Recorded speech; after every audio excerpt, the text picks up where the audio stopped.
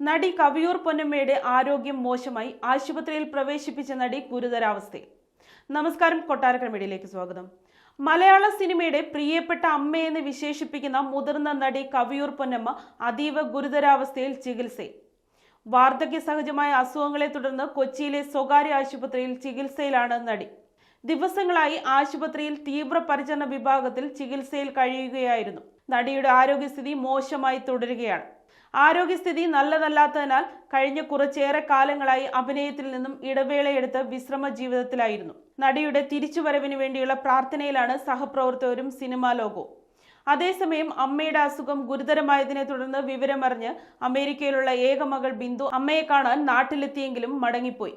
അടുത്ത കാലത്തായി കുടുംബാംഗങ്ങളോ ബന്ധുക്കളോ ആരും നോക്കാനില്ലാതെ ഒറ്റപ്പെട്ട ജീവിതം നയിക്കുകയാണെന്ന തരത്തിൽ നടിയെക്കുറിച്ച് വാർത്തകൾ പ്രചരിപ്പിച്ചിരുന്നു. ചെറിയ പ്രായത്തിൽ മലയാള സിനിമയിൽ അഭിനയിച്ചു തുടങ്ങിയ പൊന്നമ്മ 700-ൽ പരം സിനിമകളിൽ അഭിനയിച്ചു. വർഷങ്ങളായി അമ്മ കഥാപാത്രങ്ങളാണ് നടി ചെയ്തിരുന്നത്. സൂപ്പർ താരങ്ങളുടെ അടക്കം അമ്മയായി അഭിനയിച്ചതിലൂടെ നടി മലയാളികളുടെയും പ്രിയപ്പെട്ട അമ്മമാരിൽ ഒരാളായി മാറി.